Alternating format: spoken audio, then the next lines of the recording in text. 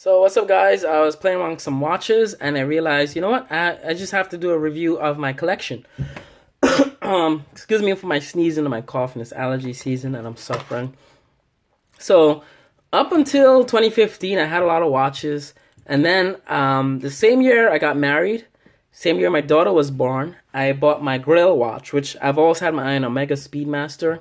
But one Speedmaster in particular I've always wanted was the Speedmaster Mark 40, also known as the Triple Date Speedmaster, and the model number on this one is 352050. Got this watch, and since I've had this watch, I kind of got rid of all my watches I previously had before in my collection, and which include a lot of Citizen ProMaster chronograph watches, as well as I think a couple of us. I had a Seiko Pulsar watch too. Got rid of. Got this watch, wore this watch for a year, and I realized, you know what?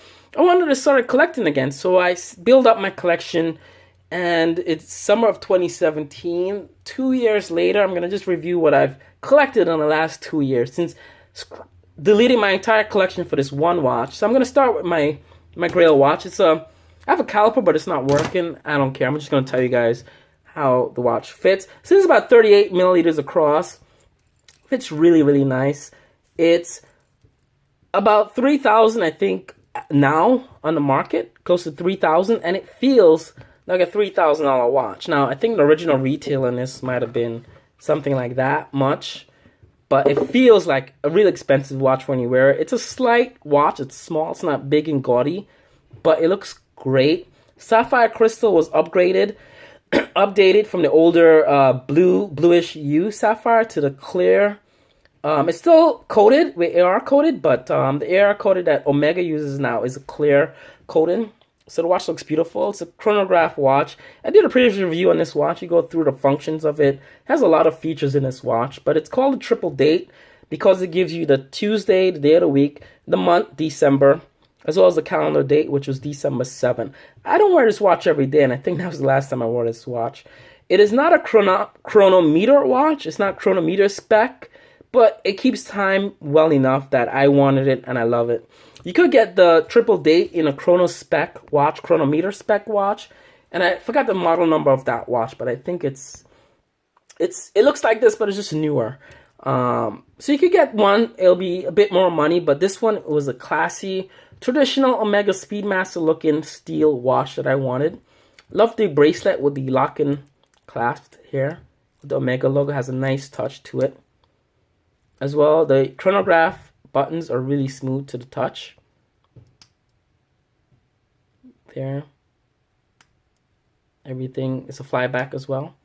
And it comes in this nice red leather box. I get a lot of questions on my Omega watch. One of the most questions I get online is what box does it come in? What should I look for when I'm buying one of these new, used or pre-owned? Because you're not going to get one of these older ones new in a store or anywhere else, but I think Tourneau might sell pre-owned watches, and Zales, I've noticed, sold pre-owned Rolex watches. Comes in a nice red leather pouch.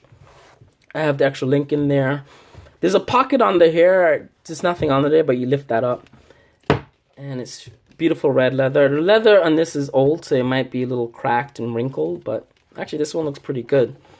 So inside the box, you have a little booklet and a wallet card thing. So the wallet card, I took the warranty card out. It comes with a warranty card, and the warranty is Omega warranty worldwide. So this is just I left it somewhere when I had the watch service. So this is the pictogram card that these watches come with. It has the caliber number, which is 1151, same as the Valju ETA Movement 7751 watch, which is basically all the features you see here with the calendar date and such. So it comes in a nice Omega case with Omega mark in there. I don't think I've actually ever reviewed this watch on my YouTube channel. I might have discussed it. Instruction booklets. When you get in one of these booklets, it's very important that the number of the booklet in the box, to find out if it's the original booklet, that's 1-3, should match the outer box here. So that says 3 there. So the number should kind of match as sort of to let you know it comes with the set. It's not transplanted, because sometimes what people do, they'll buy a book somewhere else or aftermarket or a copy of a book and put it in there and say it's a whole set. So make sure that number matches. And I think there might actually be a number on one of these cards. I think it's a warranty card, has that same 3. See? So you have that operating instructions 1 of 3, so that all matches the book, the card, and the box. And I think this has a 3 somewhere etched on there as well. So I'm not sure where it was, but I know I saw a 3 somewhere in that. So everything matches up. So just keep that in mind when you buy your Grail Omega Speedmaster from the early 2000s, late 1990s. You're going to have something similar to this, where it comes in a nice red, sorry, why is it getting blurry? Where it comes in a nice red pouch, case, watch case, and a white cardboard box. Get that out of the way. And I don't wear this Omega Speedmaster every day. It's my Grail watch, and since I've added more watches into the collection, I kind of put that one for special occasions on the side. The next watch up I got was thank you to TGV, the Urban Gentry channel. Tristano got me into Orient watches. Got the Bambino 2 Volume 1 watch here. What I love about the Bambino watch, it's all mechanical as well. Thank you, TGV. He got me into mechanical watches. I must shout him out. He's a really great guy. He lives in my hometown here in New York. A really great British guy.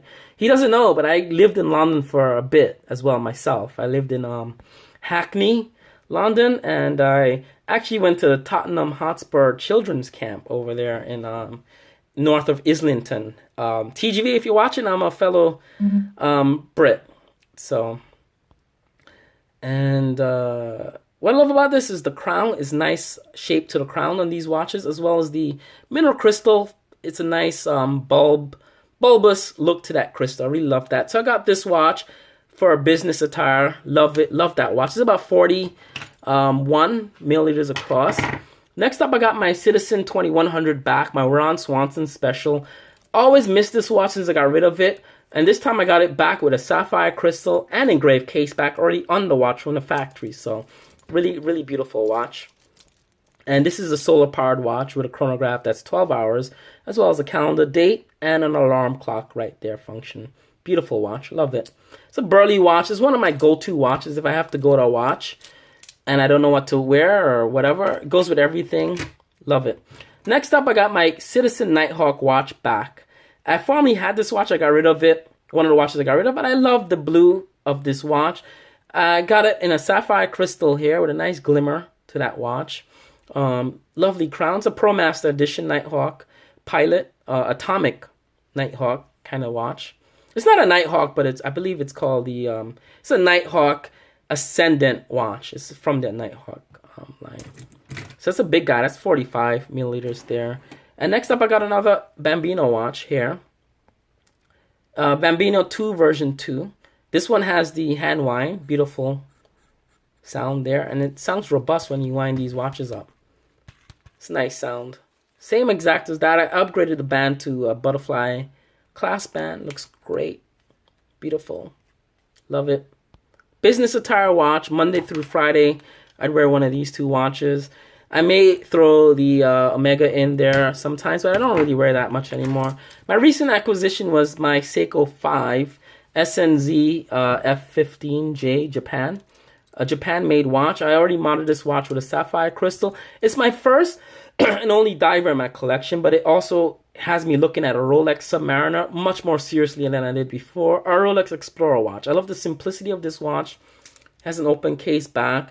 All right, like I said, I upgraded the sapphire to the sapphire blue domed. So it has a bluish appearance to it. Very beautiful. Looks like this watch. It looks like it costs a lot more than it did, basically, when I wear it. And it's about 40 milliliters across. It looks smaller than 40, though, actually. It's about Submariner size. Same size as Submariner, which is what I wanted. I didn't want, like, a big diver on my wrist. I wanted, like, a nice, modest size, Submariner size diver. That's why the Submariner is the most coveted, popular diver out there, because of the size, the easeability of wear as well. And for this watch, I already got my Watchco strap. Came in from Watchco, my Strapco, I'm sorry. So I'm going to put this in there I have a summer vacation coming up. So I'm going to put that in there for my cruise coming up next 2 weeks. And that's that. And I really like this diver. It's my only diver, but it got me into divers now. I'm looking at more divers now. Next up, I have my Casio ProTrack Pathfinder watch, and it's a solar-powered watch. It has everything. It's ABC watch, so it has altimeter, barometer, and a compass function on this watch. It's a big guy. It's about 49 milliliters across, but it's one of my lightest watches because it's titanium throughout. So I think the barometer and temperature are there. Really cool. Very useful function. And an altimeter.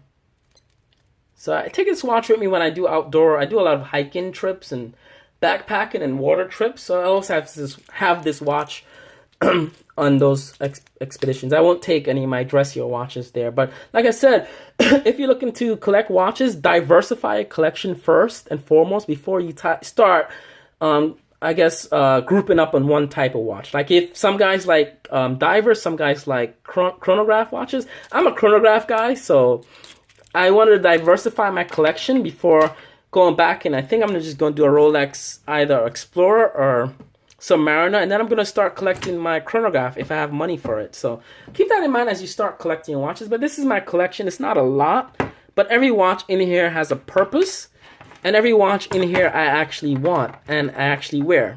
So that's it, guys. See you guys around. Bye. Thank you for watching.